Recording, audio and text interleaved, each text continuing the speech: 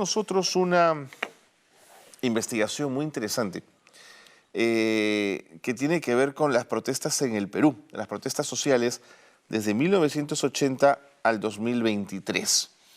Este ha sido un trabajo de la Pontificia Universidad Católica del Perú y Jorge Aragón, que es coordinador del área de investigación e incidencia de la Escuela de Gobierno y Políticas Públicas de la Universidad Católica, nos atiende esta mañana para conocer un poquito más la importancia de esta investigación y los objetivos que se trazaron, además, al recopilar toda esta información, que además es enorme en términos del arco de tiempo investigado y en términos de la cantidad de protestas que deben haber ocurrido. 24.000 en principio. Jorge, ¿cómo estás? Qué gusto conversar contigo. Buenos días. Buenos días, Carlos. ¿Cómo estás? Un gusto. Bien, Jorge, muy contento de poder conversar contigo y que me puedas contar un poquito cuál fue el objetivo de esta investigación. ¿Qué se trazaron? Mira, Carlos, aquí se juntan se juntan dos historias. La primera historia es que nosotros desde la Escuela de Gobierno y Políticas Públicas, desde hace algunos años, estamos tratando de construir un repositorio de información que pueda ser útil para la democracia y la gobernabilidad en el país. Así le hemos llamado. Entonces, estamos a la búsqueda de eso, ¿no? De información pública, oficial, que esté, digamos, dispersa, que podamos incluirla en un repositorio que esté a libre disposición de quien la necesite, ¿no? Y clasificarla, ¿no? La que tenga que ver con el Poder Ejecutivo, con el Poder Legislativo, con temas de llamamos cultura política. En ese quehacer, digamos, nos encontramos con el profesor Moisés Arce. Moisés Arce es un peruano que trabaja en Estados Unidos desde hace muchísimos años y él tenía una base de datos de protestas sociales en el Perú que iba de 1980 al 2020. Él estaba buscando, digamos, un socio local para continuar con su proyecto y nosotros nos plegamos con entusiasmo a ese proyecto y de manera conjunta actualizamos esa base de datos y entonces ahora tenemos lo que tú has mencionado, ¿no? Una base de datos de eventos de protesta en el Perú que va de 1980 al 2023 y la idea es seguirlo manteniendo en los próximos años y que sea de disposición pública. De acuerdo. Ahora, Jorge, ¿cómo definieron el concepto de protesta para el desarrollo de esta investigación? Digamos, la protesta puede ser entendida además de muchas formas. ¿Cómo hicieron para ordenar todo este resumen? Sí, ahí, digamos, hicimos también, o digamos, Moisés Arce fue el primero que lo hizo, pero me parece que es un acierto y en todo caso esa es la idea. Se combinan, digamos, generalmente 4 elementos, ¿no? Identificar quién es la persona que protesta, Ajá. contra quién protesta, digamos, cuál es el objeto de su protesta, cuál es el reclamo, cuál es el contenido del reclamo que está en juego y finalmente cuál es la estrategia a través de la cual se expresa esa protesta. Entonces, cuando estamos frente a la combinación de esos 4 elementos, podemos hablar efectivamente de un evento de protesta. Okay. Que si está ausente alguno de estos elementos, pues probablemente no cumple con todas las características de una protesta. Solo una cosa, Carlos, como para que se entienda bien. La fuente principal en la cual nosotros nos hemos basado y la que se basó Moisés Arce fue lo que reportaban los medios de prensa escrita desde 1980. Okay. Por eso hemos trabajado con 3 diarios de circulación nacional de diferente, digamos, conocidos por diferentes, ¿cómo decirlo? No sé, preocupaciones, no sé cómo llamarlo. Okay. Y entonces eso hace que, digamos, tengamos mucha confianza en que efectivamente cuando hablamos de una protesta es porque ha sucedido y porque ha sido, digamos, cubierta por estos medios y adicionalmente combinamos la información de los distintos medios para tener la versión más completa de esa protesta. De acuerdo. Ahora, Jorge, te escucho y pienso en lo siguiente. Durante los años del conflicto armado interno hubo varias publicaciones que al mismo tiempo también se preocuparon por hacer, la palabra no me gusta, pero la voy a usar, hacer acopio de información de las personas que fallecían durante el conflicto. Pienso en Desco, pienso en la revista Quehacer, en fin, en varias instituciones.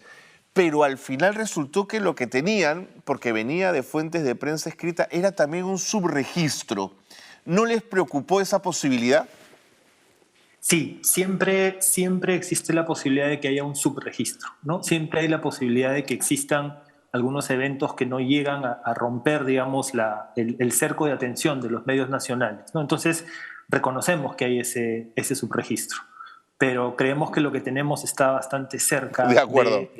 de un número. O sea, hay un margen de error, sí, correcto, pero creemos que no es grosero, ¿no? De Sino acuerdo. que es razonable. Valioso. Ahora, Jorge, ¿qué significa que el Perú haya tenido 24.000 protestas sociales? Es un número que nos dice qué exactamente. Es súper interesante, Carlos. Mira, cuando uno mira el panorama completo, ¿no? Porque esa es la ventaja de tener este tipo de información, ¿no? Y entonces no te quedas con la impresión de un momento en el tiempo, sino miras el panorama completo. La historia política del Perú, de alguna manera, se puede contar a partir de su dinámica de protestas sociales. Mira, pues.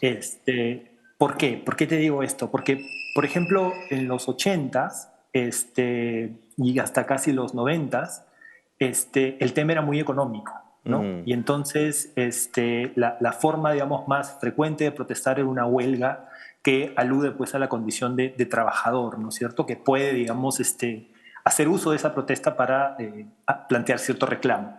El tiempo va pasando, la economía peruana sufre una serie de transformaciones, viene el periodo de Fujimori que significó en general un descenso importante en el sí, número de protestas, porque claro, cuando el claro. régimen no es democrático, en principio hay menos espacio Mm. para la protesta, ¿no? Y Parece golpeó a los paradójico. sindicatos, además, Jorge.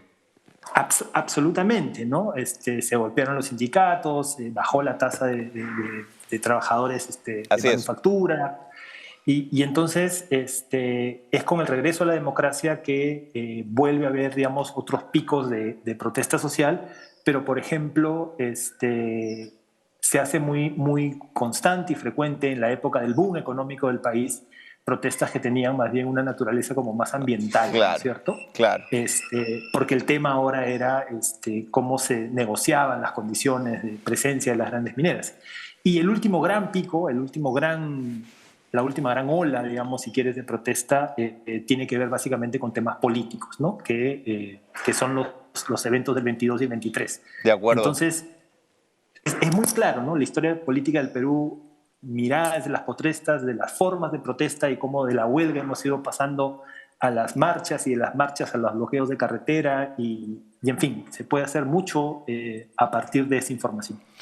Tengo datos interesantes que quiero poner a tu consideración que se han obtenido de esta investigación tan interesante que han realizado, Jorge. Un poco para entender, ¿no? Entender las cifras y entender lo que ustedes han podido organizar con toda esta sistematicidad y todo este resumen.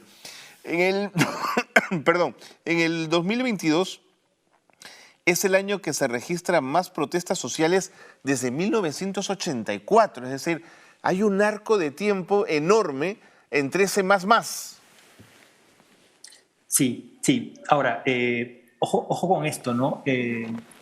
Probablemente es el año que más protestas se registran, pero es el año 2022, ¿no? Si lo miramos en términos de gobierno, por ejemplo, el gobierno que tuvo la mayor cantidad de protestas fue el de Fernando Belaúnde Terry, ¿no? O Ok, sea, ¿dónde pones el ojo te puede llevar a ciertas conclusiones, ¿no? Y como te comentaba hace un rato, básicamente esa frecuencia de las protestas tuvo que ver con todo este episodio del 22 del 23 de demandas políticas que además estuvieron concentradas en una buena parte del país, ¿no? En el sur del país y ese tipo de cuestiones. Pero sí, sí. ha sido, digamos, cuando hablamos o cuando se habla de un gran episodio de movilización social el 22 y el 23, creo que no es una exageración. Creo que eso efectivamente sucedió. De acuerdo. No sé si han podido hacer el cruce, pero en aquellos años donde hay más protestas, ¿se producen más cambios políticos? Digamos, ¿el establishment recoge la protesta y se producen cambios importantes? Mira, Carlos, son las cosas que están pendientes de hacer Claro. a partir de esta información. O sea, el piso básico es tener este registro, actualizarlo todos los años, no perderlo.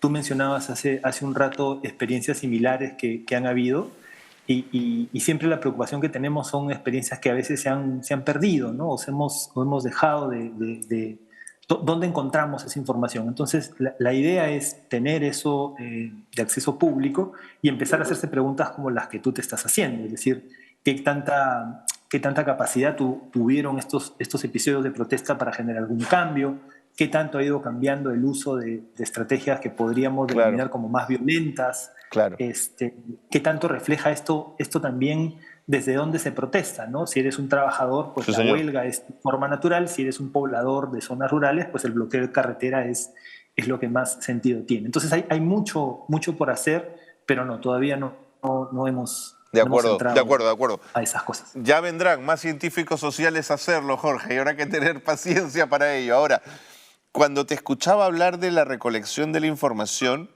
decía, de pronto es una oportunidad para que la Escuela de Gobierno y Políticas Públicas de la PUC entre en el tema de la Big Data, la inteligencia artificial y una serie de elementos que pueden nacer de toda esta información. Sí, Carlos. Somos conscientes de la revolución de la información, ¿no? Que en realidad no es nueva, ¿no? Es un cambio muy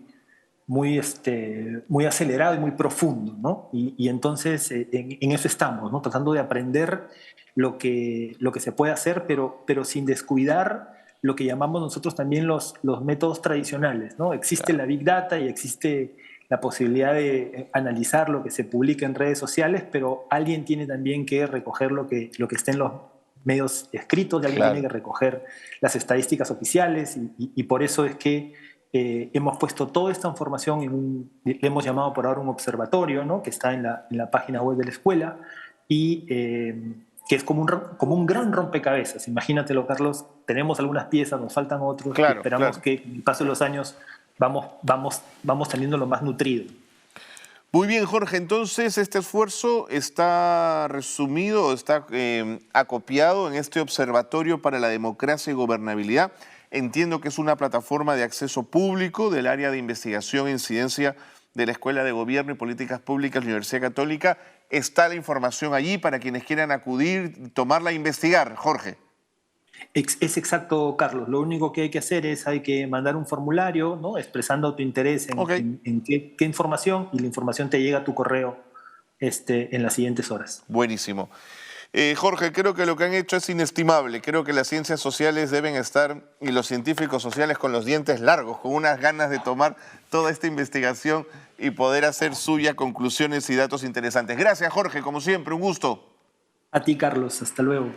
Jorge Aragón es coordinador del área de investigación e incidencia de la Escuela de Gobierno y Políticas Públicas de la PUC. Esta es una investigación muy potente y vale la pena aproximarse a ella, mirarla con detalle y encontrar ahí aristas, elementos que permitan nuevas investigaciones en el mundo de las ciencias sociales. Valioso el trabajo de la Pontificia Universidad Católica del Perú.